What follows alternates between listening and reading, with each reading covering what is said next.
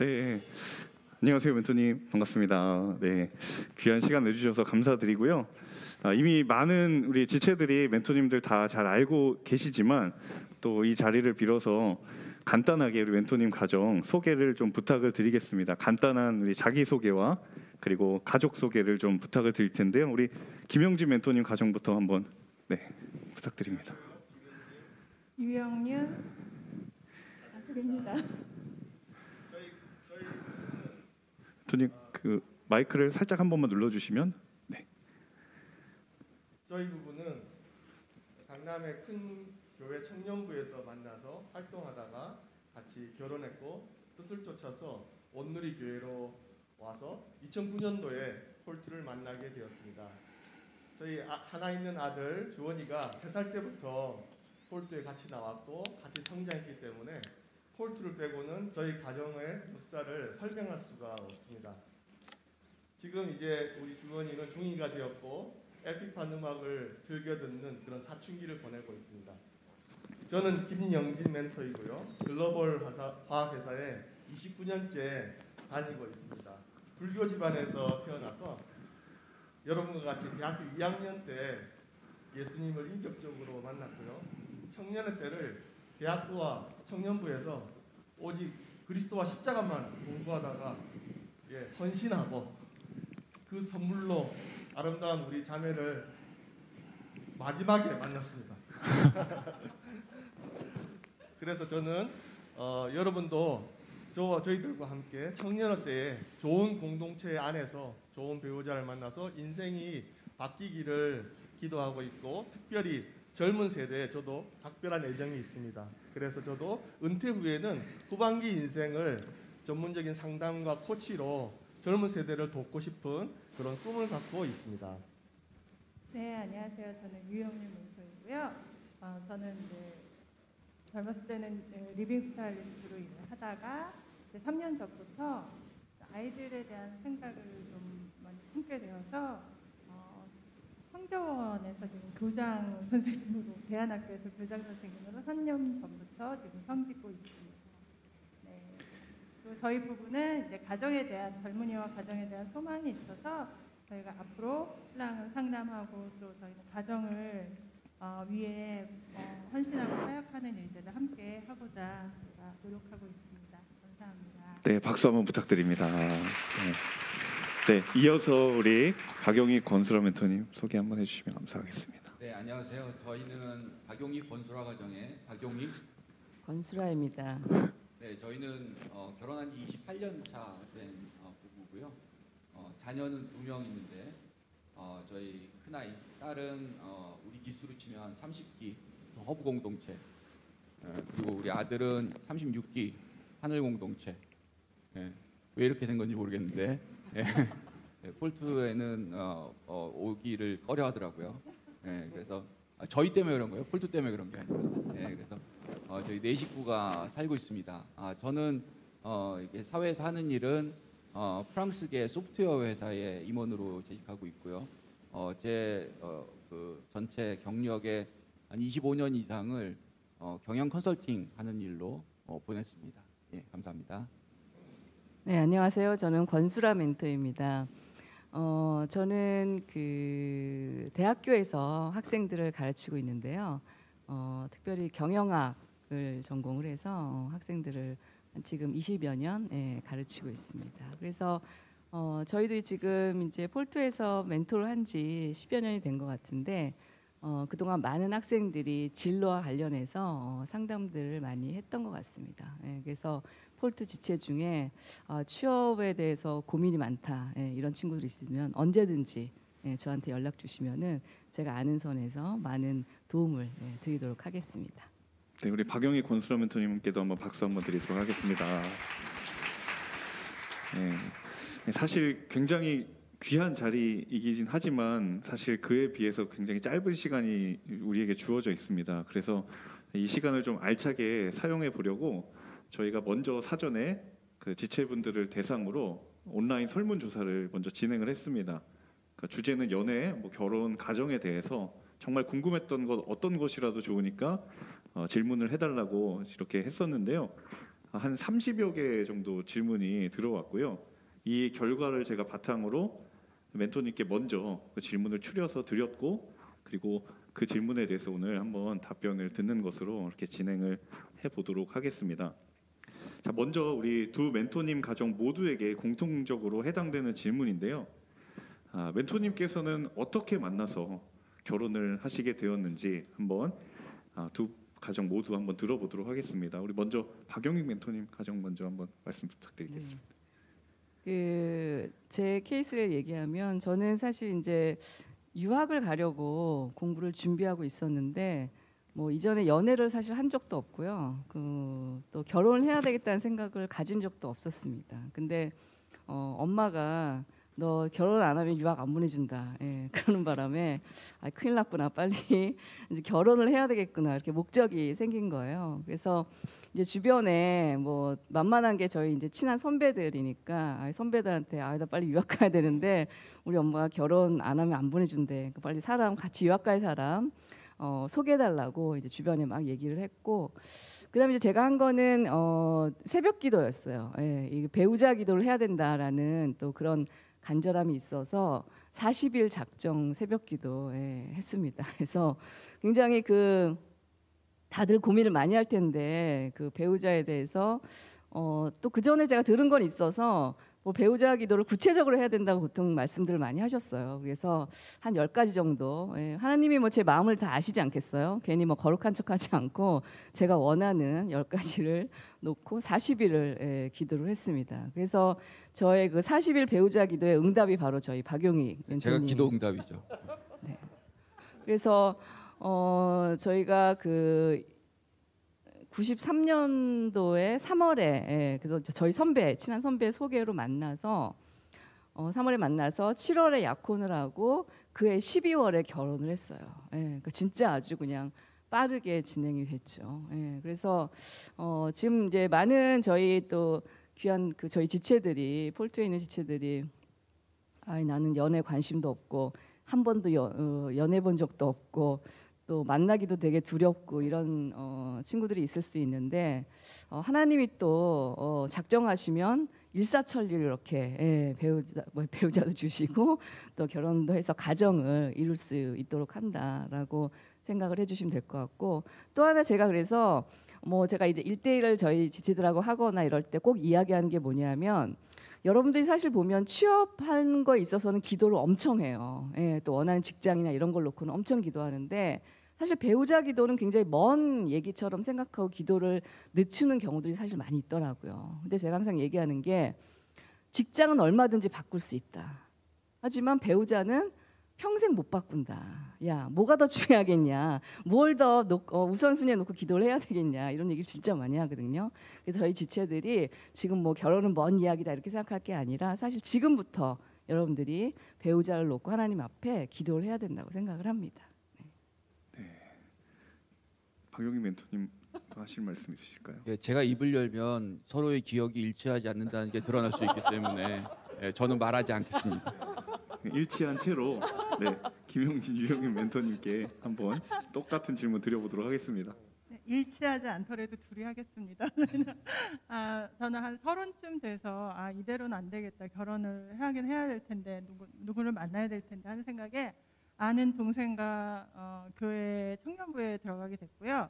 사실 기도하기를 내가 이왕 형제를 만날 거면 적어도 회장 정도는 하는 그런 형제를 만나야 되겠다. 얼마나 믿음이 크길래 회장을 할까. 그래서 적어도 이제 그런 형제를 만났으면 좋겠다라는 그런 기도 제목을 안고 갔는데, 처음에 이제 회장이 딱 나오거든요. 청년부에 나올 때 좀 기대가 많았어요. 도대체 어떤 형제가 회장을 할까. 하고 이제 저희 형제가 슬 나와서 화면에 이렇게 나오더라고요. 딱 봤는데 이 형제가 제가 기도를 해서 그랬나 봐요. 하나님이 이 형제가 저를 만나면 알게 되면 저를 굉장히 좋아해 주겠다라는 막연한 생각이 저한테 왔어요. 그래서 그렇지만 조금 내 스타일은 아니다 이런 생각을 갖고 사실 그런 첫 느낌이 있었고요. 그러고 나서 2년 동안 만나지 못했는데 그 2년 사이에 굉장히 주변에 많은 자매와 형제들이 이 회장이 얼마나 괜찮은 형제인지를 저한테 계속 이렇게, 저는 물어보지 않았지만 계속 얘기를 해주더라고요. 그래서 저는 막연히 굉장히 괜찮은 형제다라고 생각하고 있었고요. 2년이 되던 어떤 날 이제 교회 마당에서 형제를 만나게 됐는데 저는 이제 회장이라서 제가 알고 있었기 때문에 아주 반갑게 인사를 했습니다. 안녕하세요라고 인사하고 이렇게 스쳐 지나갔는데 그러고 나서 한두 달 후에 다시 만났거든요. 그래서 교회 마당에서 또 만나서 제가 또 인사를 건넸죠. 안녕하세요 인사를 하고 스쳐 지나갔는데 뒤에서 따라오더라고요. 따라오면서 인사를 하게 됐고 서로 명함을 주고받았고 이렇게 뭐 커피라도 할까요? 이러면서 이제 그러면서 만나게 되었는데 제가 2월에 한 달 동안 대상포진이 걸려서 병원에 입원하고 집에 있었는데 2월 한 달은 그냥 전화로 데이트를 했던 것 같아요. 그냥 전화로 얘기하고 그리고 3월에 처음 만나서 이소라의 콘서트를 보러 가면서 첫 만남을 시작해서 저희가 11월에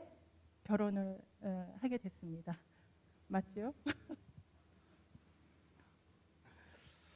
네, 청년부 회장을 하고 그 집회를 마치고 다음 장소로 이동해야 돼서 급히 나가고 있는 상황이었어요. 그래서 스태프들이 저를 에워싸고 마치 보디가드처럼 이렇게 엘리베이터를 타고 나갑니다. 네, 좀 큰 교회였기 때문에 다음 행사 장소를 이제 나가야 될 시간이 촉박해서 막 급하게 나가는데 엘리베이터 문이 다 닫힐 때쯤 돼서 어느 자매가 열림을 막 누르는 거예요. 되게 민폐스럽게 막 눌러가지고 문이 쫙 열리면서 자매가 혼자 딱 타더라고요. 그때 우리 스태프들이 되게 긴장을 막 했어요. 저한테 야단 맞을까봐 이제 다음 장소로 이동해야 되는데, 근데 저는 이제 긴장을 풀어주려고 자매께 향기가 되게 좋은데 무슨 향수를 쓰시냐고 물어봤습니다. 그랬더니 다른 자매 같은 경우는 되게 수줍어하면서 무슨 향수예요 이렇게 대답할 텐데 딱 쳐다보더니 맞춰보세요 이렇게 그게 저한테는 굉장히 강렬하게 인상이 남았습니다. 그렇게 해야 돼요, 자매님도 알았죠?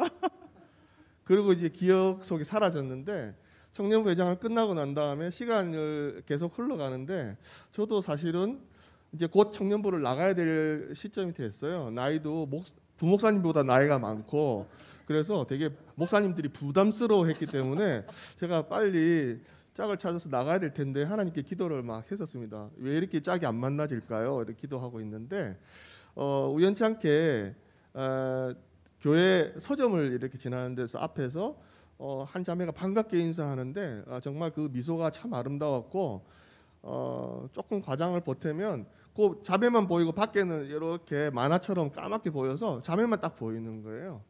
그래서 되게 신기하다라고 생각을 했는데 그 미소가 잊혀지지가 않았어요. 그래서 제가 친구랑 같이 한 달 동안을 여기저기 쑤시고 다닙니다. 도대체 이 자매가 어느 부서에 있는 누구일까? 사실은 교회가 컸기 때문에 이름을 몰랐어요. 그래서 이름을 찾아다니고 하다가 한 달 만에 또 우연히 교회 마당에서 만나게 됐고, 그래서 이제 인사를 하게 됐고 데이트가 시작됐고, 네, 중간에 어려움이 많았지만 결혼할 사람을 하나님께 주셔서 그런지 그 고비들이 아주 그 파도가 이렇게 넘어가듯이 평소에는 좀 힘들었을 상황이었는데 넘어가고 하면서 결혼에 골인하게 됐습니다. 네, 감사드리고요. 한번 본격적으로 이제 지체들이 저희들에게 주었던 질문을 한번 드려볼 텐데요.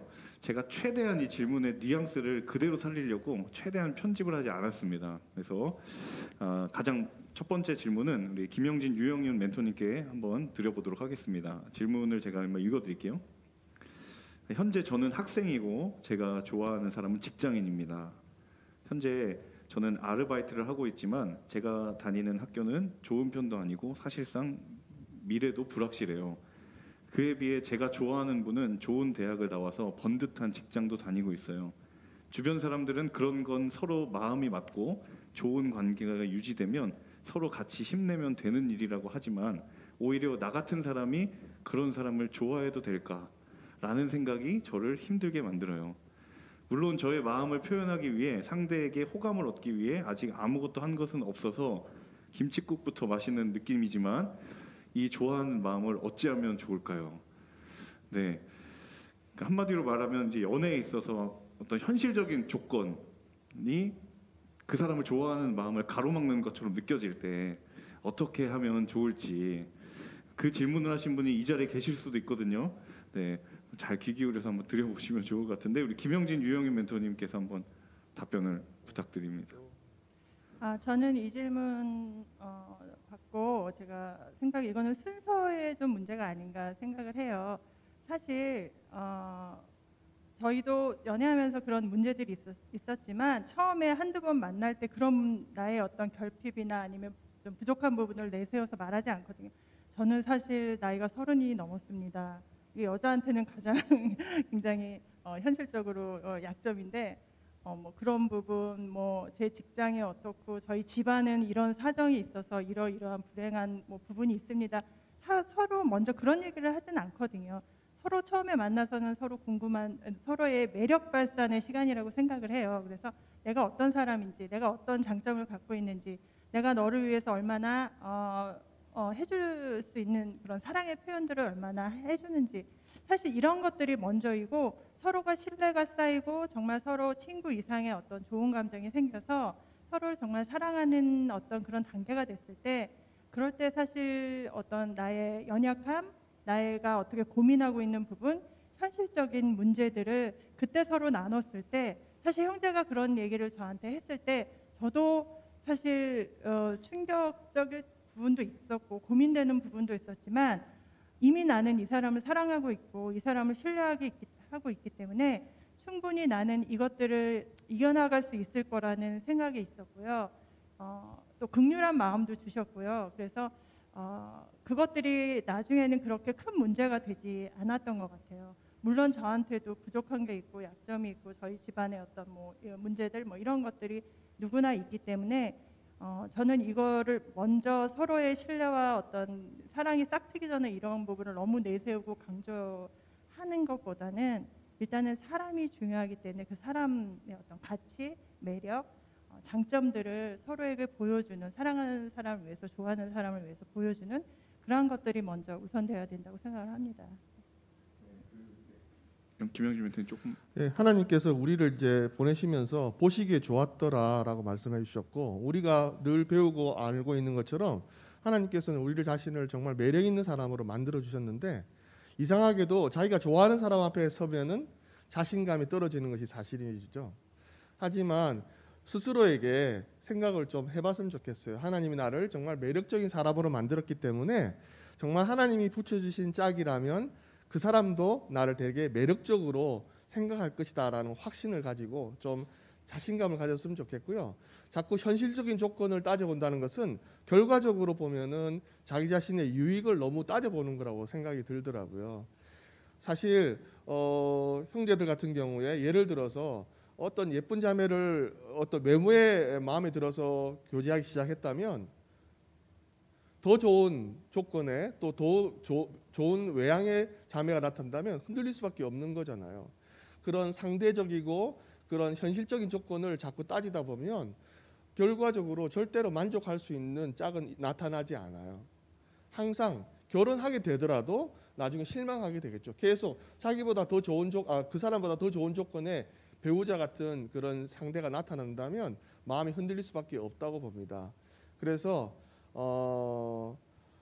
정말 그 현실적인 조건이 아니라 정말 이 사람이 나에게 준 하나님의 짝인가에 대해서 관심을 가지고 조건 없이 이유 없이 한번 그 사람에 대해서 집중하고 사랑해보고 또 모든 것을 한번 전념해보는 것이 중요하다라고 생각합니다. 네, 뭐 결국 조건을 무시할 수는 없지만 그래도 그것이 여러분 각자 개개인의 최우선 결정 조건은 아니라는 말씀을 해주신 것 같은데요. 익명으로 이 질문 남겨주셔서 제가 누구인지는 알 수 없지만 네, 큰 도움과 힘이 되었으면 좋겠습니다. 네, 이번에는 우리 박용익 권수라 멘토님께 질문 한번 드려보도록 하겠습니다. 두 번째 질문은요. 연애할 때는 잘해줬는데 결혼하면 이 사람이 달라질까봐 걱정이 된다라고 고민을 하면서 네, 질문입니다. 결혼을 한 뒤에도 연애할 때처럼 사랑할 수 있는 비결이 있을까요?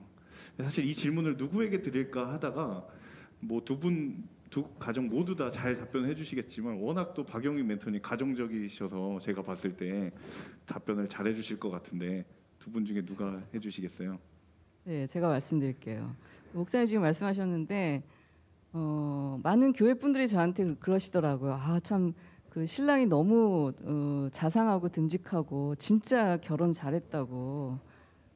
제가 그럴 때마다 이제 드리는 말씀이 있어요. 한번 살아보시라고 좀.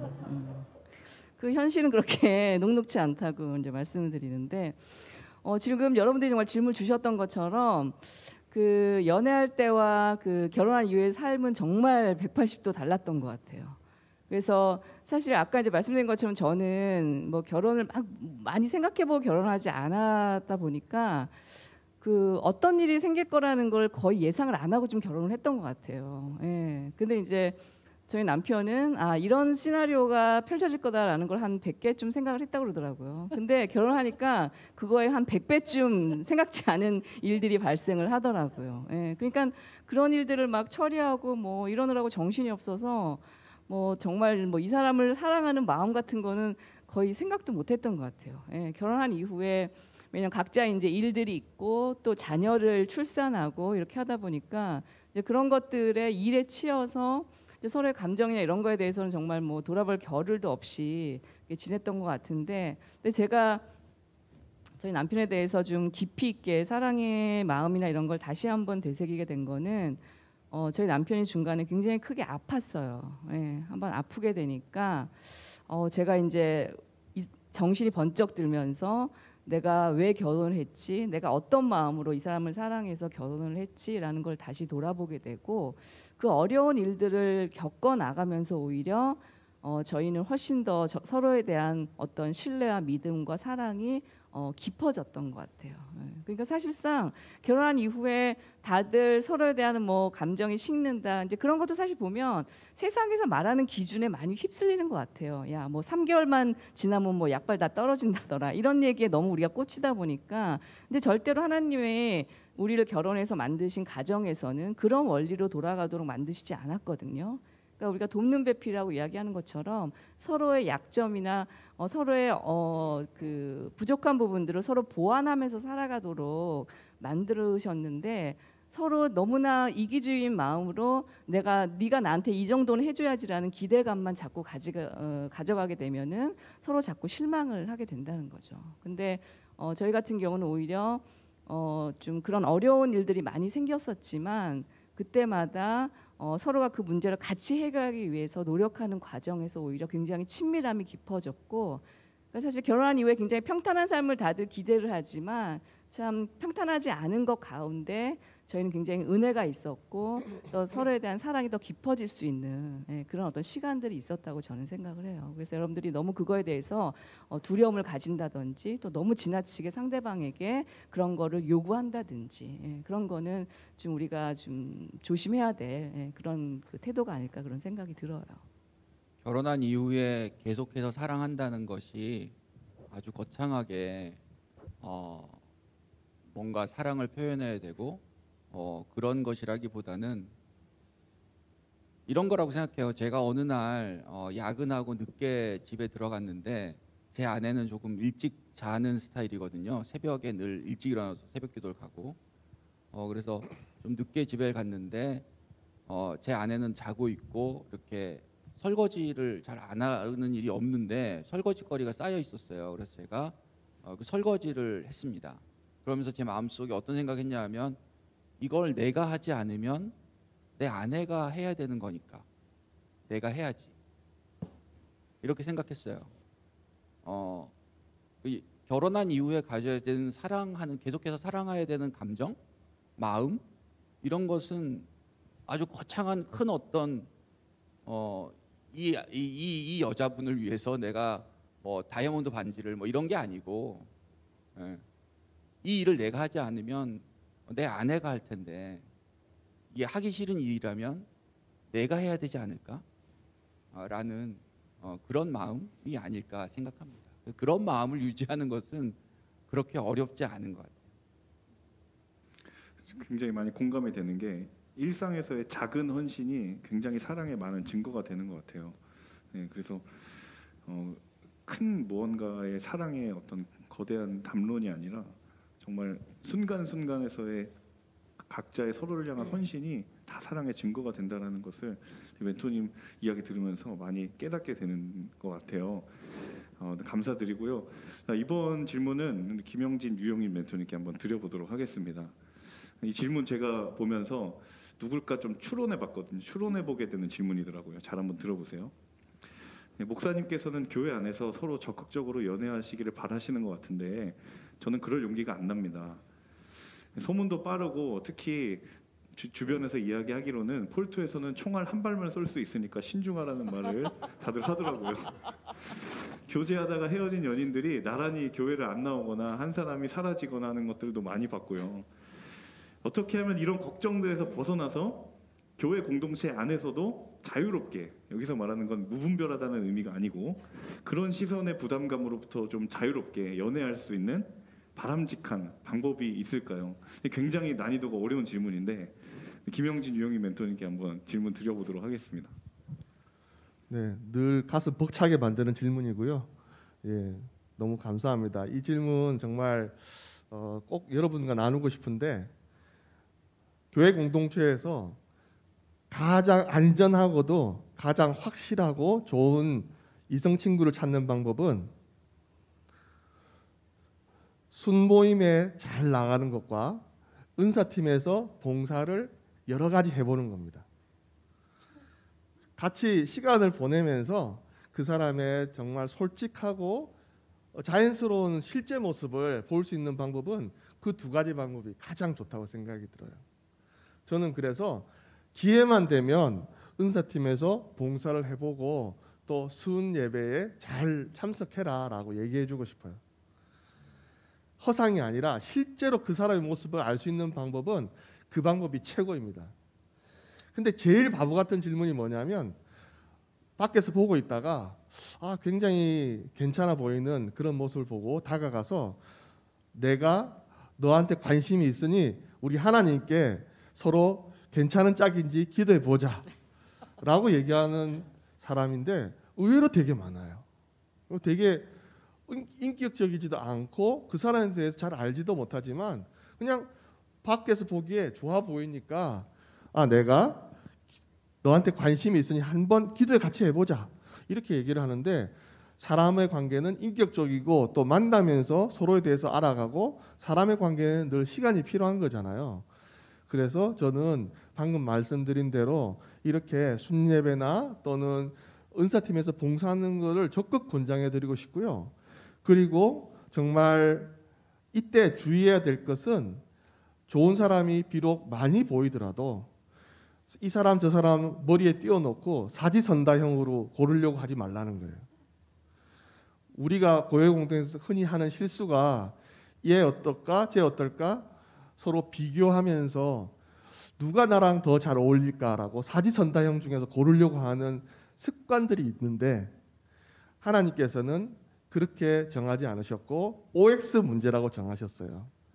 그래서 신중하게 생각해보고 또 기도해보고 난 다음에 정말 저한테 맞는 짝이라는 생각이 있으면 그 사람을 놓고 온전하게 자기 신경을 집중해서 그 사람이 하나님 주신 짝인지 한번 기대해보는 것이 정말 좋다. 근데 우리가 너무 그렇게 연습이 안 돼 있기 때문에 우리가 서로에 대해서 알려면 또 만나봐야 되고 서로 얘기해 보아야 되는데 그러다 보면은 만남이 지속될 수 있고 또 그러다 보면 아닐 수도 있잖아요. 그래서 헤어질 수도 있는데 그게 너무 당연한 거예요. 그런데 그러고 나면 이상한 소문이 돌고 방금 말씀하신 것처럼 교회 공동체에서 견디기 힘들어지는 경우도 생기죠. 그래서 교회 공동체가 성숙해야 된다고 생각합니다. 얼마든지 서로 만남을 가져볼 수 있고 그렇다고 뭐 이렇게 경솔하게 해서는 안 되지만 신중하게 만남을 가져보고 정말 잘 맞으면은 연애를 계속해 가는 것이지만 아니다 싶으면은 서로 헤어질 수 있는데 서로가 서로에게 저 사람은 참 좋은 사람이지만 나랑은 안 맞아라고 헤어지고 공동체에서 비록 소문이 날 수밖에 없으니까 알게 되더라도 인정해주고 또 서로 저 사람은 각각 좋은 사람이지만 서로는 안 맞는 모양이다. 그래서 또 다른 사람을 만날 수 있는 기회가 생기도록 격려해주는 공동체가 되어야겠다라고 생각해요. 이게 정말 중요하다고 생각합니다. 저 사람이 누구랑 만나다 헤어졌대. 이게 소문으로 퍼져가지고 그 사람이 이 교회 공동체에서 매장된다면 방금 말씀하신 대로 떠날 수밖에 없죠. 하지만 순장도 그렇고 다락방님도 그렇고 많이 격려해 주시고 만남이 이루어지지 않더라도 각각 좋은 사람이지만 이 만남은 서로 어울리지 않아서 헤어질 수밖에 없었으니까 또 다른 사람을 만나도 격려해주고 오히려 장려해주는 그런 교회 공동체가 꼭 필요하다. 여러분 공동체에서 만나는 것이 얼마나 큰 축복인지 여러분 꼭 아셨으면 좋겠어요. 그래서 이 좋은 형제 자매들 그렇게 그 경솔함에 의해서 그 좋은 기회를 놓치지 마시고 꼭 성실하게 만났으면 좋겠고 제일 중요한 것은 만날 때도 헤어질 때도 성실해야 된다 서로에게. 그래서 만날 때는 엄청 신경을 쓰다가 헤어질 때는 아유 뭐 이렇게 막 이렇게 경솔하게 얘기하는 것들을 조심하고 그 사람을 축복하면서 나랑은 안 맞지만 그 사람은 참 좋은 사람이야라고 교회 공동체에 얘기할 수 있는 그런 분위기가 됐으면 참 좋겠습니다. 네, 저는 좀 실질적인 저희 예를 한번 말씀드릴게요. 저희가 아무래도 교회에서 만났기 때문에 저희는 이제 연애를 시작하면서 사실 아무에게도 얘기하지 않고 비밀 연애를 했어요. 그래서 저희가 2월에 만나서 연애하면서 한 6개월 정도 8월까지는 교회에서는 서로 이렇게 아는 척하지 않고 교회를 떠나서 한 적어도 반경 2, 3km 밖에서 서로 뭐 카페를 가더라도 그렇게 좀 비밀 연애를 해서 서로 가까운 친구들이 알지 못했어요. 서로 연애하고 있는지를. 그러고 저희가 어느 정도 서로 이제 결혼까지 생각을 하고 부모님도 만나고 그것들이 이루어진 후에 저희가 형제 친구들 모임에 제가 가서 인사하고 또 제 친구들 모임에 형제가 와서 인사를 해서 그때부터 저희는 공개적인 연애를 했던 것 같아요. 사실 너무 처음 초반 단계에 알려지고 소문이 나거나 너무 공개적인 연애를 하게 되면 사실 연애를 몇 개월 동안 하다 보면 싸우기도 하고 그 사람의 단점을 보기도 하고 힘든 상황들이 생기는데 이럴 때 주변에서 성숙한 지체들이라면 응원을 해줄 수 있지만 그렇지 않은 경우는 그저 소문이 되고 어떤 단점으로 보여지고 서로가 서로의 말을 전하는 어떤 가십거리가 되기가 쉽기 때문에 연애하는 둘은 괜찮은데 주변 사람들 때문에 상처받고 헤어지는 경우들이 있거든요. 그래서 저는 뭐 저희 때나 20, 30년 전이나 지금이나 그거는 같다고 생각을 해요. 그래서 연애를 하게 된다면 좀 둘만이 어느 정도 신뢰와 친구 이상의 감정에 갖게 되고 결정이 되었을 때 그때 공개 연애를 하는 것이 저는 더 좋은 연애가 아닌가 이렇게 생각을 합니다. 네. 그래서 두 가지신 것 같은데 신중하게 기도하고 이제 서로에 대한 신뢰 이후에 공개 연애를 하는 것 그리고 그 소문을 내가 듣는 입장이기도 하지만 언젠간 나도 소문의 당사자가 될 수 있다는 걸 꼭 기억하는 게 너무 중요할 것 같다는 생각이 듭니다. 그래서 저도 개인적으로 늘 기도하는 건 우리가 크지 않은 공동체이지만 이 가운데서 정말 아름다운 만남이 많았으면 좋겠고 그 만남에 결실이 있었으면 좋겠다. 우리 멘토님들의 조언이 여러분의 그런 만남에 귀한 도움이 되면 좋을 것 같다는 생각이 듭니다. 이번 질문은요 저희가 특별히 영상으로 한번 준비해 봤습니다. 한번 준비된 영상을 먼저 함께 보시고 계속 대화를 이어가 보도록 하겠습니다. 저는 신앙이 없는 사람과 연애와 결혼하는 것에 대해서 어떻게 생각하시는지가 궁금합니다. 이전에는 반드시 교회를 다니는 사람이랑 연애를 해야 되고 결혼을 해야 된다고 생각을 했었는데 요즘 들어서 생각이 변하고 있는 것 같아요. 그래서 이 부분에 대해서 한번 여쭤보고 싶습니다. 네. 이 질문은 한 번쯤 다 해보지 않으셨을까 속으로라도 그랬을 것 같은데 한마디로 이렇게 요약이 될 것 같아요. 믿지 않는 사람과의 연애와 결혼 괜찮을까요? 이 질문은 한번 우리 박용희 권수라 멘토님께 한번 드려보도록 하겠습니다. 예, 이 질문은 뭐 우리가 연애와 결혼에 대해서 교회 내에서 이런 토크쇼 또는 이제 토론이나 뭐 이런 것들이 있으면 상당히 논란이 많이 일어나는 이런 주제이고요. 심지어는 저희 멘토님들 모임에서도 이 내용을 가지고 멘토님들 간에 반이 쫙 나눠져서 경론을 벌인 적도 있습니다. 예. 어떤 걸까요?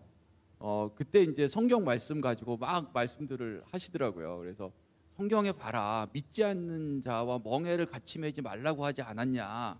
그러니까 결혼이 멍에냐. 막 이렇게. 예. 바울 사도의 서신서에 봐라.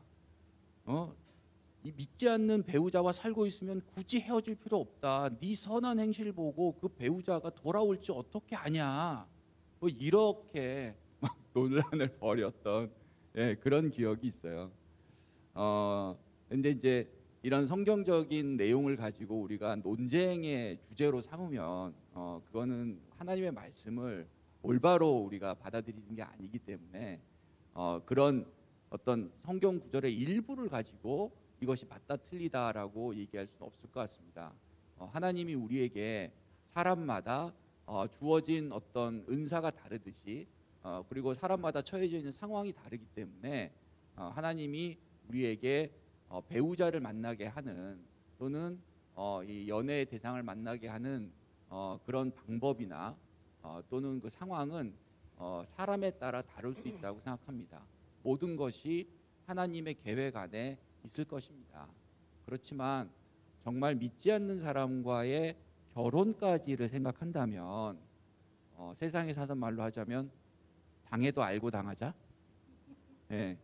이게 약간 표현이 과격할지 모르겠는데 제가 어느 개그 프로그램에 보니까 이 남자가 이제 여자를 만나서 교제하는 중에 이 여자분을 자기 옆자리에 앉히고 싶은 거예요. 그러니까는 이리 와, 내 옆에 앉아. 그러면서 사랑하는 사람은 마주 보는 게 아니래. 같이 앉아서 한 방향을 보는 거래라고 얘기를 하더라고요. 네. 믿지 않는 사람과의 결혼과 연애인데 한 방향을 볼 수 있을까요? 여러분들이 바라보는 방향이 어딘지는 모르겠는데 결혼은 멍해가 아니고요. 그때 이제 믿지 않는 사람과 같이 멍해를 지지 말라고 하는 것은 믿지 않는 사람들이 살고 있는 세상에서 여러 가지 멍해를 얘기하는 거거든요. 근데 그런 비슷한 류의 멍해가 결혼을 하고 나서 우리가 실제 생활을 할 때 많이 생기는 것 같은데 그럴 때 우리가 정말 한 방향을 바라볼 수 있겠는가라는 것은 미리 우리가 생각해 봐야 될 부분이다라고 말씀드릴 수 있습니다. 저는 여러분들 같은 대학부 시절을 500명 정도의 규모가 되는 작은 교회에서 보냈어요. 거기서 대학부에서 총무 MC, 청년부에서 대표 MC 이렇게 하면서 보냈고 작은 교회다 보니까 제가 중학교 3학년 때 처음 예수님을 알게 되고 그 교회를 처음 나갔는데 중학교 3학년 때부터 같이 공학 공부하던 친구들이 대학부 청년부까지 같이 쭉 커서 올라왔어요. 물론 자매들도 많이 있었고요.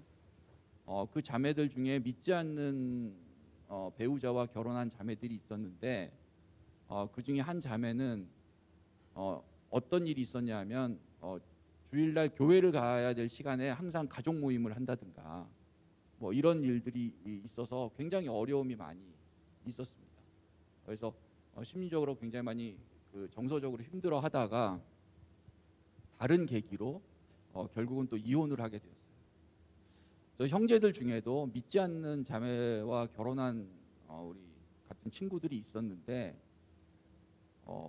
주일날 놀러 가자고 하는 거예요. 아내가 우리 아직 신혼인데 다른 친구들은 다 일요일날 놀러 가는데 왜 너만 교회 가야 된다고 하냐. 무슨 말씀 드리고 싶은 거냐 하면 우리는 그러니까 그분들이 절대 악의가 있어서 그런 건 아니에요. 절대로 악의가 있어서 그런 건 아닌데 믿지 않는 분들도 우리에게 항상 챌린지를 한다는 거예요.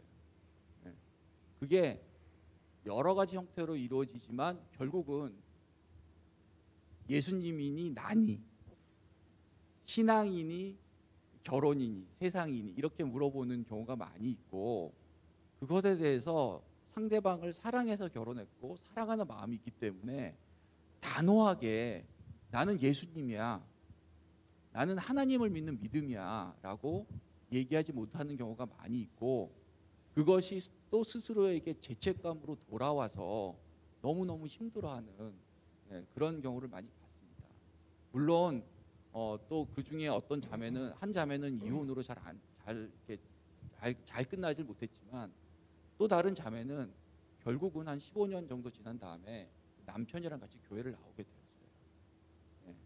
그런데 다시 말씀드리지만 우리가 믿지 않는 연애 상대, 믿지 않는 배우자와 만나고 결혼할 때에는 세상이 우리에게 어떤 도전을 줄 것이다 라는 것에 대해서는 미리 알고 준비하고 기도하는 것이 필요하다라는 것이죠. 어떤 분들은 선교사의 마음으로 결혼해라 라고 하는데 저는 그건 아니라고 생각합니다. 선교와 결혼은 같은 것은 아니에요. 여러분들이 선교사로 부름 받으셨으면 선교사로 가셔야 되는 것이고요. 그때 돕는 배필로서 배우자가 같이 가실 수 있는 게 하나님이 원하시는 방향이 아닌가 이렇게 생각이 됩니다. 예. 네, 그러니까 불가능한 것은 아니다. 하지만 펼쳐질 상황이 쉬운 상황들이 아니라는 사실을 우리가 좀 미리 생각할 필요가 있다. 근데 저도 이제 그 교회에서 보면 믿지 않는 배우자와 결혼한 가정들을 참 많이 봤거든요. 그런데 뭐 모든 가정들이 다 이렇게 불화를 겪거나 그런 건 아닙니다. 근데 그렇다고 해서 또 모든 가정이 다 화목하거나 그런 건 아니고요. 이게 워낙 경우들과 상황들이 다양하기 때문에 분명히 믿는 가정 가운데서의 결혼과는 좀 다른 그런 부딪히는 부분들이 반드시 경험될 것이다라는 것을 기억해 보면 좋지 않을까라는 생각이 드네요. 그래서 멘토님의 조언이 여러분 각자가 연애와 결혼을 계획하고 그렇게 그리는 데 있어서 도움이 되면 좋겠습니다. 자, 이번 질문은요, 우리 김영진 유영인 멘토님께 한번 드려보도록 하겠습니다. 이 질문도 아마 크리스천 청년이라면 한번 좀 다 해봤을 것 같은 질문인데요. 질문 드리겠습니다. 믿지 않는 제 주변의 사람들은 성공적인 결혼 생활을 위해서는 혼전 동거를 한다거나 먼저 경험을 해보는 것을 추천하는 이야기를 종종 하곤 합니다. 그런데 교회를 다니는 저로서는 그런 말들이 굉장히 불편하게 들리는데요. 질문입니다. 결혼 전에 좋은 사람을 알아보는 눈은 과연 어떻게 기를 수 있나요? 네, 질문인데요. 네, 한번 답변 부탁드리겠습니다. 네, 좋은 사람을 알아볼 수 있는 눈은 네가 먼저 좋은 사람이 되어라 라고 대답해주고 싶습니다. 왜 그러냐면 신앙이나 인격이 성숙해질수록 내가 좋아하는 매력 포인트가 달라지기 때문인 것 같아요. 내가 미성숙할 때 좋아하던 것과 내가 하나님 앞에서 마음을 드리고 헌신하게 됐을 때 좋아하는 것은 정말 다릅니다. 그것은 설명할 수 없는 부분이고 스스로가 하나님께 가치관을 드리고자 살고자 한다면 정말 하나님의 법대로 살고자 하는 자기를 지지해 줄 배우자를 찾게 되어 있는 것이죠. 그렇기 때문에 자기가 어느 정도 하나님 앞에 성숙해 있느냐가 자기가 좋은 사람을 찾는 눈을 갖게 되는 거라고 봐져요. 결국은 결혼도 신앙의 고백이라고 저는 생각을 합니다. 근데 그렇지만 꼭 한 가지 좋은 팁을 하나 드리자면 좋은 방법이 하나 있습니다. 결국은 결혼도 시간이 지나면 친구 사이처럼 되는 거거든요. 서로가 서로를 지지해주고 서로를 위해주는 친구처럼 되는 것인데 혼자 있을 때 잘 지내는 사람, 그런 사람이 좋은 동성 간의 그런 우정을 쌓고 있는 사람이 있다면 그 사람은 좋은 사람일 가능성이 굉장히 높습니다. 그래서 여러분들이 좋은 사람을 찾고자 한다면 그 동성인 친구 관계가 좋은 사람인지를 한번 유심히 본다면 좋은 사람이 어떤 사람인지 찾아낼 수가 있어요.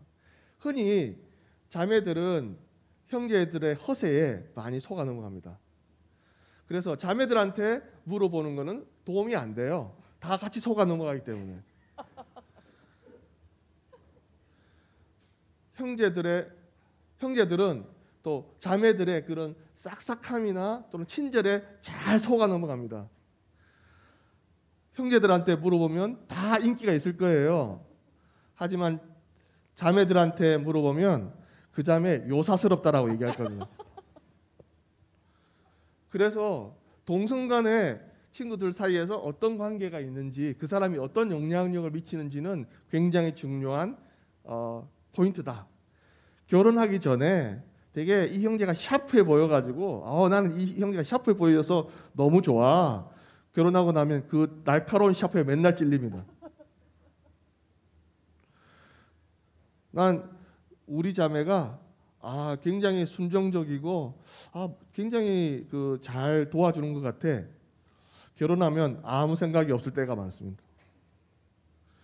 그래서 방금 말씀드렸듯이 동성 간에 좋은 친구 관계를 맺는 사람이 좋은 배우자가 될 가능성이 높다. 이런 팁을 드리고 싶네요. 네, 저는 이게 아는 만큼 보이는 것 같아요. 제가 그것이 지식이 됐던 뭐 문화가 됐던 아니면 하나님 안에서 이거 신앙이 됐던 내가 얼마만큼 알고 있느냐, 내가 그것에 대해서 얼마나 분별력과 통찰력을 갖고 있느냐에 따라서 저는 그것을 분별하는 능력을 하나님이 꼭 주실 거라고 생각을 하거든요. 그래서 저희가 그런 것들, 그런 능력을 키워내기 위한 노력을 많이 해야 된다고 생각해요. 그것은 정말 이 신앙 안에서 하나님 안에서 그 말씀을 통해서 사실 키워낼 수 있다면 그것이 가장 좋은 것일 것 같고요. 아니면 주변에 정말 제가 본받을 수 있는 어떤 그런 케이스들을 많이 내가 접하는 것, 좋은 환경들을 보는 것, 그런 것도 굉장히 중요하다고 생각을 하고요. 그래서 저는 항상 뭐 연애하게 되면 이 형제와 내가 결혼했을 때의 그 그림이 사실 이렇게 딱 연애하다 보면 생각을 한 번씩 하게 되잖아요. 그랬을 때 그려지는 형제가 있는가 하면 그렇지 않은 또 형제들이 있거든요. 연애할 때는 좋았지만. 그래서 제가 그것에 대한 어떤 분별하고 통찰할 수 있는 그런 것들을 저희가 교회 안에서, 공동체 안에서, 신앙 안에서 키워내는 것이, 그 능력을 갖는 것이 좋은 사람을 분별해낼 수 있는 좋은 방법이 아닐까 생각을 합니다. 네, 들으시면서 이제 본인들 각자 클릭되는 이야기들이 있을 것 같은데 여러분들이 정말 좋은 사람을 발견할 수 있는 눈도 있고 또 반대로는 여러분이 그런 좋은 사람이 되어주는 그런 통로가 되면 좋겠다는 생각이 듭니다. 이제 질문 몇 개가 안 남았는데 이번 질문은 우리 박영희 권수라 멘토님께 한번 드려볼게요. 요즘에 많이 이제 질문이 되는 것들인데요. 요즘처럼 비혼 인구, 결혼을 하지 않는 비혼 인구가 늘어나는 시대에서 굳이 결혼을 해야 하는 이유가 무엇인가, 그런 고민을 좀 많이 해보게 되는 것 같은데 한번 이 질문을 드려보도록 하겠습니다. 예, 제가 한마디로 단호하게 말씀드리면 좋으니까요. 네, 좋으니까요입니다. 목사님이 이 토크쇼를 시작하기 전에 말씀하신 것처럼 기성세대의 한 사람으로서 여러분들에게 이 결혼해서 행복하게 지내는 부부의 모습을 많이 보여드리지 못했다는 것에 대해서 정말 사과의 말씀을 죄송하다고, 잘못했다고 말씀을 드려야 될 것 같아요. 그런데 비슷한 질문 중에 하나가 뭐가 있었냐면, 우리 폴투에서도 이제 연애하고 결혼한 지체들 굉장히 많거든요. 저희가 대학부인데도 청년부, 어느 청년부보다도 이 폴투 안에서 결혼한 부부가 많다는 사실 알고 계세요? 제가 저번에도 한번 말씀드렸었는데, 예. 근데 이제 그 우리 선배들 만나면 아기 낳아야 되나요? 아기를 언제 낳아야 되나요? 아기 낳으면 너무너무 이런 것과 비슷한 질문인 것 같아요. 그러면 제가 뭐라고 얘기하냐면, 아기 낳으면 힘들지. 그런데 그 힘듦의 100만 배만큼의 행복을 하나님이 주실 거야. 이렇게 말씀드리거든요. 예. 결혼은 하고 나서 많은 일을 겪으면서 어려움을 돌파해 나가는 과정일 수도 있습니다. 그렇지만 어려움을 돌파하는 과정만이 전부가 아니에요. 회사에서 하는 또는 학교에서 하는 팀플이 아닙니다. 그런 과업 외에 그 과업에 더해서 주시는, 하나님이 주시는 그 행복감이 그 과업의 100만 배, 예, 어려움의 100만 배가 있어요.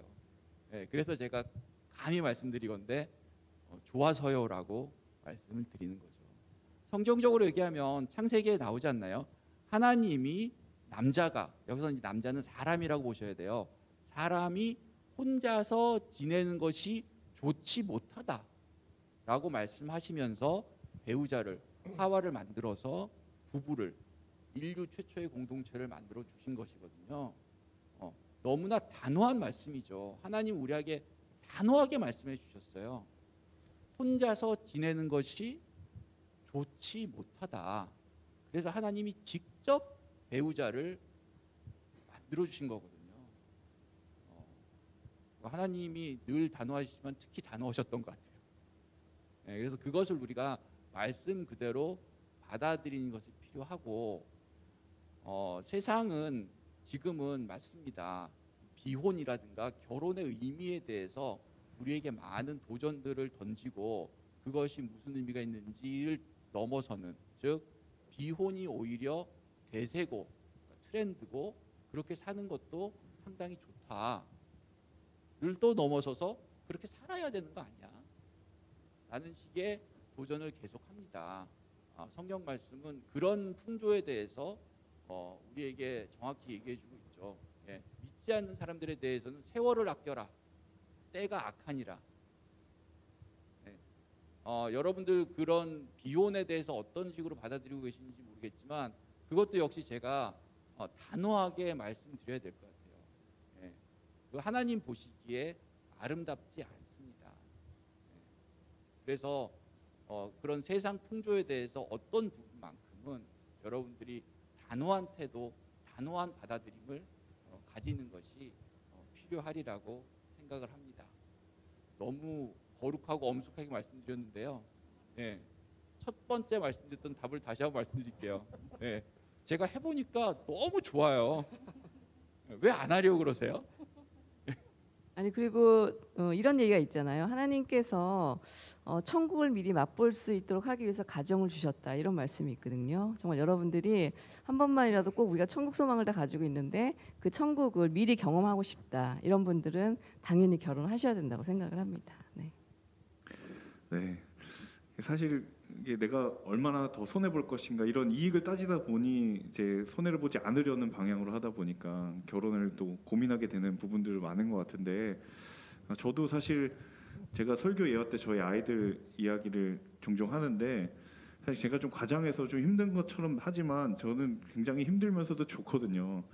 그래서 이제 저 가까이 있는 MC 분들이나 저 아실 거예요. 가끔 이제 같이 모여 있으면 영상 통화 하는데 사실은 그 힘듦보다 더한, 정말 말씀해 주셨던 것처럼 더한 그런 행복이 있습니다. 이거 뭐 광고의 카피 문구처럼 이거 정말 좋은데 어떻게 말로 표현할 수 없는, 정말 경험해 보시면은 좋겠다는 생각이 있는데, 정말 여러분이 그런 아름다운 가정들을 좀 소망해 보면 어떨까라는 생각이 듭니다.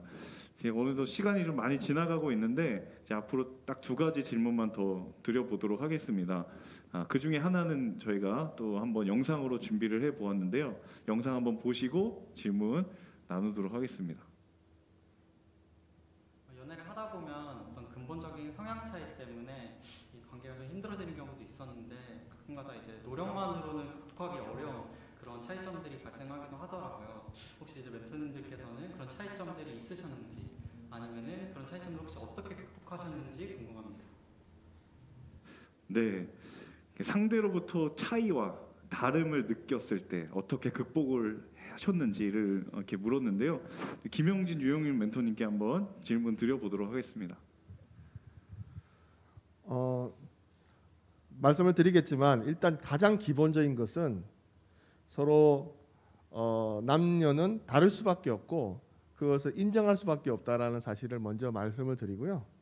매일매일 연습을 해야 돼요.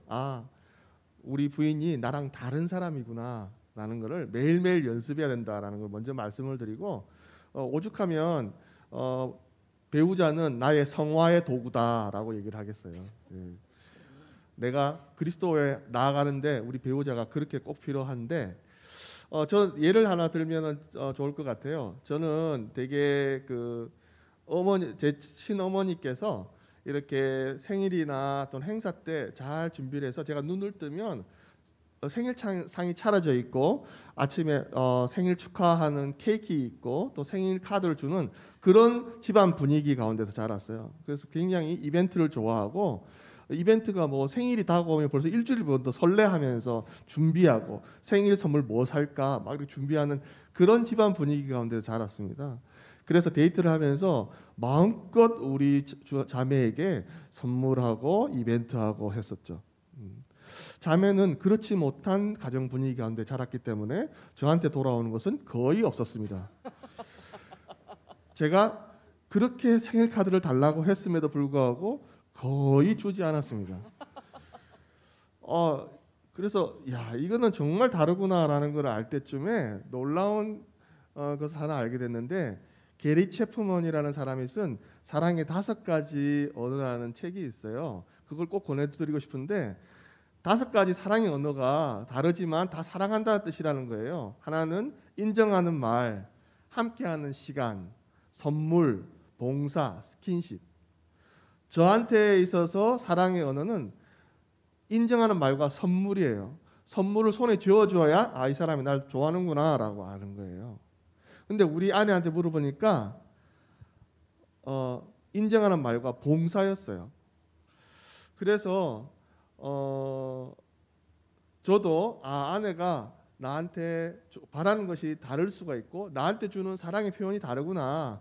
의사소통 방법이 다르다는 걸 알게 됐어요. 그래서 저도 아내를 사랑한다는 표현을 할 때 그전에는 퇴근하면서 이렇게 과자 봉다리를 사와서 나눠 먹으려고 들고 왔어요. 그다지 좋아하지 않았어요. 근데 아침에 제가 설거지를 하면 그렇게 좋아하더라고요. 그래서 이제 과자 봉지 그만, 이제 설거지 이렇게 알게 됐어요. 아내도 제가 생일 카드를 그렇게 갈구하는지를 알고 난 다음부터는 요즘은 조금 써줍니다. 여러분 10년이 넘었어요. 이제 좀 써줍니다. 이제 받을 때 제가 감격하는 거죠. 아내가 이제 내 마음을 알아주기 시작하는구나. 서로 사랑하는데 사랑을 표현하는 방법이 다른 거예요. 데이트할 때 틀림없이 그런 차이가 있을 거라고 생각합니다.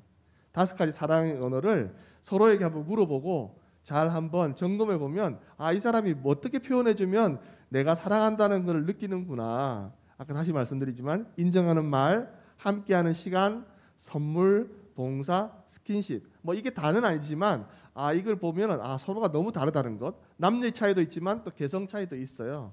이런 것들을 서로 알아가면서 조금씩 내가 사랑하는 만큼 잘 안 되지만 마음을 고쳐먹고 상대방을 위해서 한번 해주는 것, 이것이 사랑의 표현이 될 거라고 생각합니다. 제가 그래서 선물은 준비 못해도 새벽 3, 4시쯤 카드를 씁니다. 그래서 사랑한다고 이제 막 하트 뿅뿅 해갖고 카드를 써서 딱 아침에 테이블 위에 놔두면 너무 좋아해요. 그래서 사실 저는 카드를 받으면 이걸 어떻게 처치하지 이런 고민을 하거든요. 어디다 두지? 버릴 수도 없고 막 이런 고민을 하기 때문에 그런 차이를 좀 알게 되면서 제가 이제 카드를 좀 쓰기 시작했고요. 저희는 그 차이는 인정해 주는 수밖에 없고요. 변하지 않아요. 그 차이를 계속 안고 살아가야 되는데 이 폭을 얼마나 그 차이를 좀 줄이느냐 그거에 저희가 전력을 해야 된다고 생각하는데 그 차이를 폭을 좀 좁히는 방법은 서로 대화를 많이 하고요. 왜 그것이 다른가에 대한 얘기를 많이 하셔서 그 다름이 문화의 차이일 수도 있지만 원가정의 상처일 수도 있어요. 그 사람의 상처이기 때문에 나와 그렇게 다른 부분이 있을 수도 있기 때문에 서로 대화를 많이 하고 이해해 주는 것이 굉장히 중요하고요. 그리고 교회에는 굉장히 많은 공동체가 있거든요. 다락방 모임, 여러 순모임들이 있는데 그런 모임을 통해서 다른 사람의 삶과 또 그런 어떤 모범이 될 수 있는 사례들을 보면서 내가 변화해야 되지 그 사람은 상대는 변하지 않거든요. 내가 변하면 그 사람도 변할 수가 있어요. 그래서 나의 어떤 부족함이나 나의 잘못된 부분을 고쳐 나가려고 노력하는 것, 그것이 중요하다고 생각하고 또 결혼 전에 결혼 예비 학교라는 것이 있거든요. 그래서 연애 때 힘들었던 것이 결혼을 하면 더 힘들어질 수도 있기 때문에 저희는 결혼 예비 학교를 했거든요. 그래서 그 4주, 5주 동안의 프로그램을 통해서 상대를 이해하게 됐고 결혼 전에 꼭 해결하고 가야 할 문제들이 무엇인지를 알게 됐고 그래서 저는 그런 다른 거, 또 차이 나는 거, 문화적인 차이, 여러 가지 그런 성격적인 차이를 어떻게 극복해 나가는 것이 좋은지를 교회 안에서 많이 배웠던 것 같아요. 그래서 여러분도 연애해서 이제 결혼을 준비하게 된다면 그런 어떤 학교, 부부학교, 뭐 결혼 예비학교, 저희가 하고 있는 그런 학교 모임을 통해서 노력하고 공부해 나가는 수밖에 없다고 생각합니다. 생각보다 우리가 그냥 일반적으로 부부는 서로 가장 잘하는 관계다라고 이렇게 알고 있지만 현실적으로 그런 부부가 그렇게 많진 않아요. 그냥 서로 잘 알 것이다라고 그냥 치부하고 살아가는데 사실은 서로 너무 모르는 그런 경우들 되게 많이 한 보거든요. 가지 제가 좀 까먹었던 게 저희는 연애할 때 그래서 그런 다름과 차이점을 서로 기도 노트를 썼어요. 그래서 일주일은 제가 기도 노트를 써서 거기다 나의 생각, 나의 어떤 뭐 어떤 상처들 뭐 이런 것들을 좀 쓰고 또 그다음 주는 형제가 갖고 가서 일주일 자기 얘기를 써서 서로 그 기도 내용을 교환을 하면서 서로를 위해서 알고 기도해줬던 것 같은데 그게 굉장히 많이 차이를 이해하고 좁혀나가는 데 도움이 됐었던 것 같아요. 굉장히 그래서 좀 의지적인 이런 멘토님 같은 그런 노력들이 진짜 필요한 것 같아요. 뭐 책을 읽으시든 뭐 그런 예비 학교라든지 기도 노트를 하든지 각 상황에 맞게끔 그런데 정말 좀 의지적이고 자발적인 노력들이 있는 것이 되게 필요하다라는 생각을 저도 많이 해보게 됩니다. 귀한 조언 감사드리고요. 이제 마지막 질문이 될 것 같은데 박용희 권수라 멘토님께 드려보도록 하겠습니다. 결혼을 한다는 것 한편으로는 너무 기대가 되지만 결혼을 하는 순간 나로서의 삶은 사라지고 누군가의 아내 혹은 남편, 하나의 엄마 혹은 아빠로서의 삶만 남을 것 같아서 두렵습니다. 멘토님도 이런 고민을 하신 적이 있으신가요? 이 결혼으로 인해서 생길 수 있는 이 자아 실현의 장벽 어떻게 바라보아야 할까요? 한번 마지막 질문입니다. 네, 우리가 이거는 우리 폴트지체 모든 분들이 지금부터 생각을 해봐야 될 굉장히 중요한 부분이라고 생각을 하는데요. 우리가 나의 자아 실현이 과연 무엇인가라는 거를 좀 잘 생각을 해보면 사실 우리나라에서 교육을 받는 것에 있어서 사실 학교를 들어가는 순간 개인의 어떤 자아 실현의 목표는 대학이 돼요. 그다음에 대학을 졸업하면 개인의 자아 실현 목표는 취업이 되는 거예요. 그러니까 이런 식으로 우리가 교육 시스템에서 교육을 받아오다 보니까 사실 정말 내가 내 자아를 실현하는 것이 무엇인지라는 거를 고민해 본 적이 사실 없다는 거예요. 그래서 이것이 결국은 결혼까지 이어지게 되면 결혼 내에서도 결국은 이기적으로 내가 뭐 사회적으로 내 직장이나 직장에서의 성공 이것만을 나의 목표로 생각하는 경우들이 많이 있다는 거죠. 그래서 제가 여러분한테 너무 추천해드리고 싶은 게 팀 켈러 목사님의 일과 영성이라는 책이 있습니다. 그래서 우리가 크리스찬으로서 말씀 안에서 하나님이 우리에게 주신 자아 실현, 즉 일이라는 것이 어떤 의미인지를 우리가 좀 알 필요가 있을 것 같아요. 그래서 그것을 우리가 깨닫고 나면 사실 가정 내에서 내가 이제 뭐 육아를 하게 되어서 직장을 더 이상 못 다니게 됐다. 그러면 자아 실현이 끝나고 내 인생은 끝이라고 생각하는 경우가 많은데 사실은 하나님 우리를 그렇게 만드시지 않았다는 거죠. 그러니까 우리가 직장을 가지고 거기서 성공하는 것을 통해서 기쁨을 얻도록 만들지 않으셨다는 거예요. 그러니까 하나님께서 우리에게 어떤 일을 주셨든, 그러니까 즉 가정에서 직장을 못 나가게 되었으면 가정에서 이제 아이를 양육하는 거로부터도 그게 굉장히 큰 일이고 그거로부터 더 큰 그 정말 성취와 기쁨을 누릴 수 있도록 하나님 우리에게 주셨다는 거죠. 예. 그래서 저는 정말 제가 뭐 학교에서 학생들 좀 가르치고 있지만 제가 이 세상에 태어나서 가장 잘한 일은 자녀 둘을 낳은 것이다라고 아주 정말 강조해서 이야기를 하거든요. 아까 목사님도 말씀하셨지만 그 자녀로 인해서 줄 수 있는 기쁨이라는 거는 내가 뭐 세상에서 성공한 거하고는 비교할 수 없는 기쁨이 있는 거예요. 한 가지 이제 사례를 말씀드리면 아까 박용희 멘토도 말씀하셨지만 저희 폴트 공동체의 가장 큰 자랑이 그 커플 여기서 만든 그 사귄 커플들이 결혼을까지 꼬린을 해서 너무나 아름답게 잘 살고 있는데 그 중에 한 자매가 이제 상담을 해왔어요. 이 자매 이제 결혼을 했는데 이 자매는 무용을 전공한 친구인 거예요. 예, 그러다 보니까 정말 결혼을 해서 자녀를 낳는다는 거는 정말 자기의 어떤 인생 커리어의 완전 단절이기 때문에 너무너무 고민을 한 거죠. 그래서 제가 이제 아이를 낳게 되면 더 이상 무용을 못 하게 될 것 같은데 어떻게 하면 좋을까요? 라고 상담을 해왔어요. 그래서 제가 했던 대답은, 하나님이 네가 계속 무용을 하기를 그렇게 원한다는 걸 아시지 않겠니? 그러면 뭐 일시적으로 자녀를 출산하는 과정에서 잠시 스탑할 수는 있겠지만 너의 그 아주 간절한 마음을 하나님께서 알기 때문에 또 다른 길을 열어주실 거야라고 이야기를 했었습니다. 근데 정말 그 친구가 그 말씀을 새겨 듣고 첫 아이를 출산을 했고요. 첫 아이 출산한 이후에도 자녀들을 그 학생들을 가르치는, 무용을 가르치는 일도 했고 무대에도 섰고, 심지어는 둘째를 만삭을 가진 상황에서도 무대에 설 수 있는 그런 기회들이 있었어요.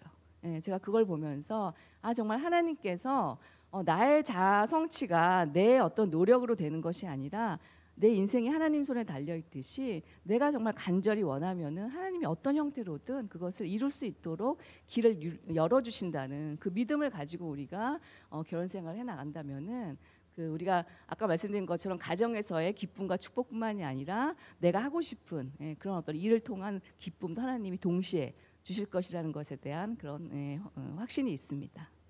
이런 부분이 우리가 흔히 하나님께 대해서, 하나님의 능력에 대해서, 하나님이 우리에게 주시는 능력에 대해서 오해하는 영역이라고 생각을 해요. 우리는 이런 그 두 가지 일이 같이 생기면 뭔가 우리가 둘 중에 하나를 꼭 선택하고 하나는 포기해야 될 것처럼 생각하거든요.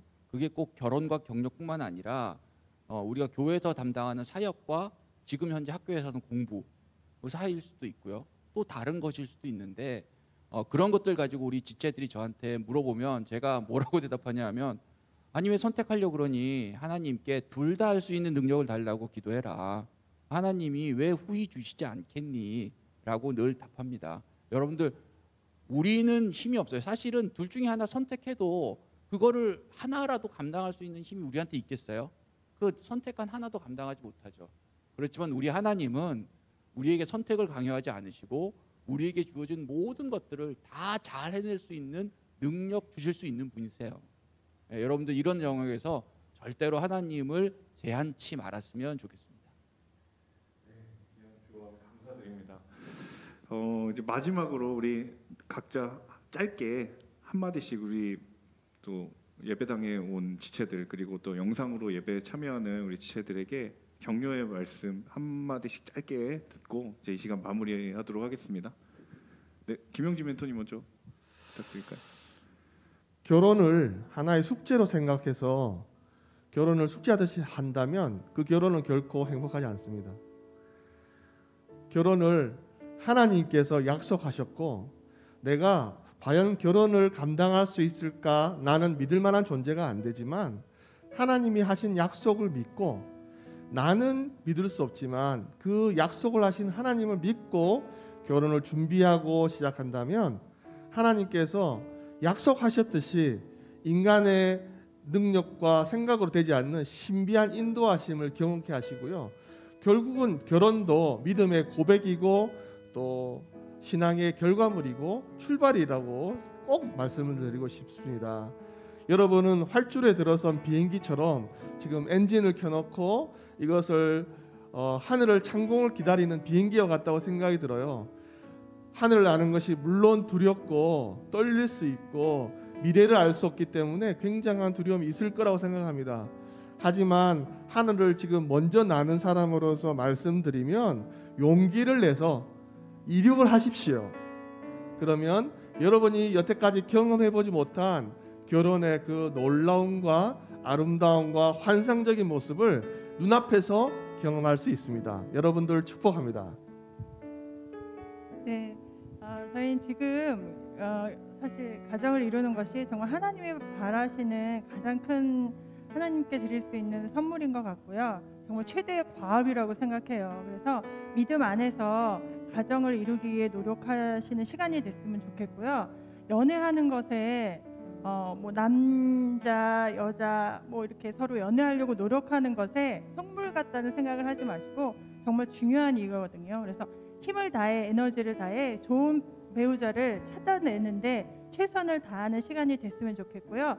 그러면서 어려움이 있으시다면 저희를 찾아오시면 좋을 것 같아요. 그래서 저희가 상담도 많이 하거든요. 결혼 전에 어떤 문제가 있어요라고 저희한테 상담을 했을 때 저희가 잘 여러분에게 도움을 줄 수 있을 거라고 생각합니다. 선배로서.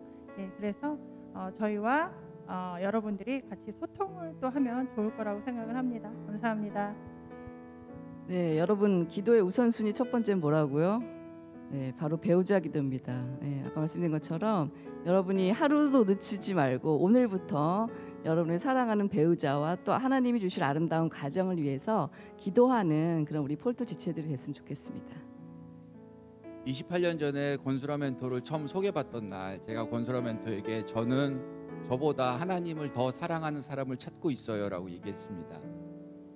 그리고 권수라 멘토가 그 얘기를 돌아가서 집에서 엄마에게 했고 그 까다로우신 우리 장모님이 저를 좋게 보신 첫 스타트가 그거였던 것 같아요.